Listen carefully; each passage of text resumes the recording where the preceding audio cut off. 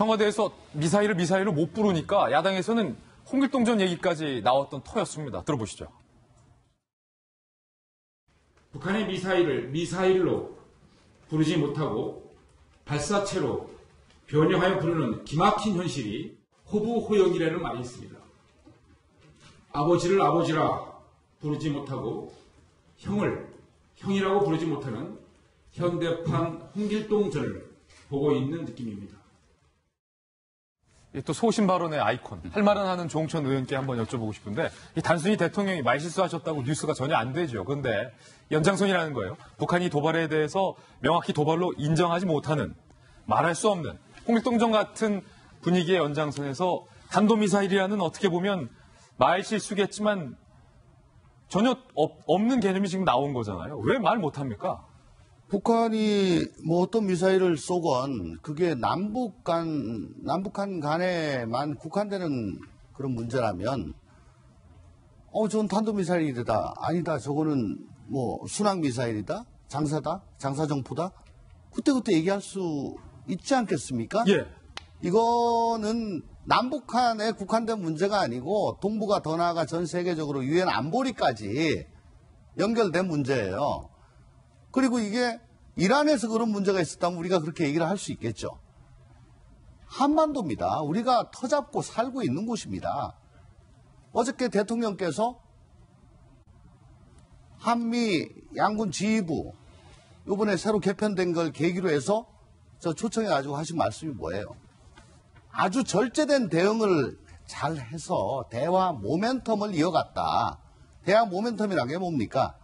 지난 2월 말에 하노이 노딜 이후에 그 숱한 조마조마한 상황을 어쨌든 깨지 않고 계속 대화는 하자 하는 것이 북한, 미국 간에 어쨌든 지금까지 이어져 나가고 있잖아요. 그러니까 한미 동맹 강화하고 F-35 도입해서 국방력 키우고 거기다가 모멘텀을 계속 이어감으로써 한반도 비핵화, 평화 이걸 어떻게 구축할 수밖에 없는 지금 달리 방법이 없잖아요. 달리 방법이 없죠. 여기서 이게 발리스틱 미사일이다 라고 하는 순간 안보리 제재가 다시 들어오게 되고 탄도미사일이다. 예. 네. 그러니까 논의가 시작되면 북한은 또 반발하지 않겠습니까? 그러면 대화 모멘텀 깨지는 거죠.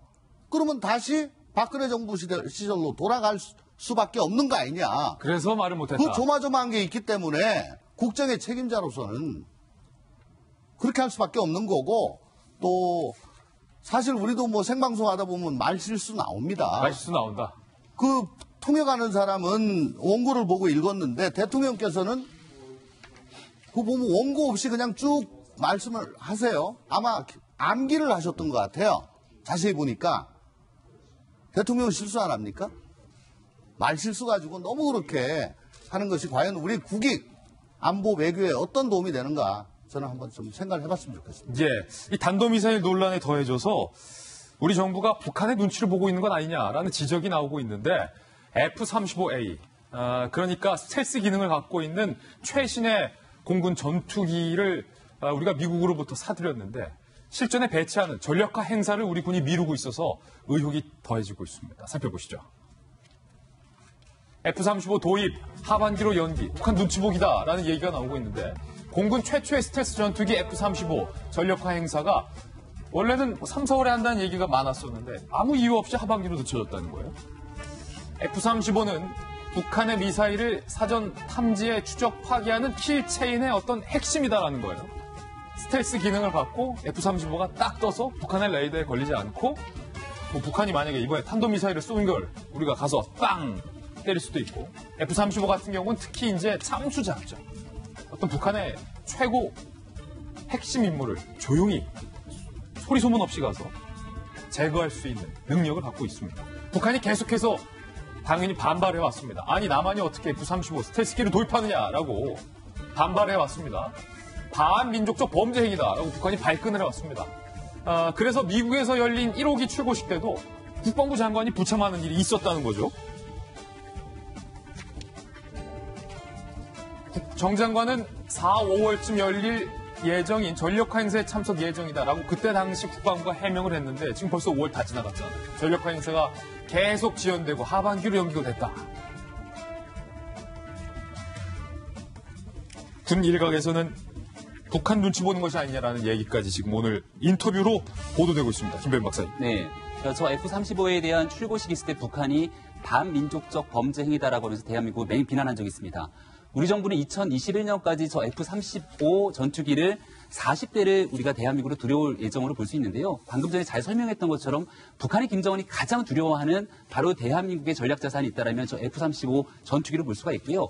과거 한미연합훈련을 하게 됐을 경우에 스텔스 기능이 있기 때문에 평양 상공에 F-35가 떴다라고 소문이 돌 정도로 북한에서 굉장히 두려워하고 김정은 위원장은 실질적으로 저 F-35 전투기를 가지고 행사가 진행되고 있을 훈련이 진행되고 있을 당시에는 김정은의 활동들이 아예 잠잠하게 어디에도 나가지 않는 모습들을 볼 수가 있는 겁니다.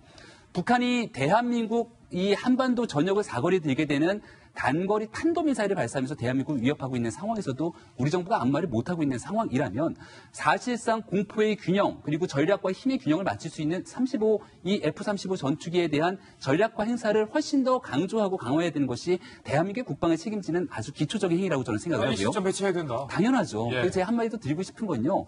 북한이 저 같은 미사일을 발사했을 때 문재인 대통령의 발언 중에 저는 가장 유감을 표명하고 싶은 게 우리의 대응에 빛이 났다는 표현합니다.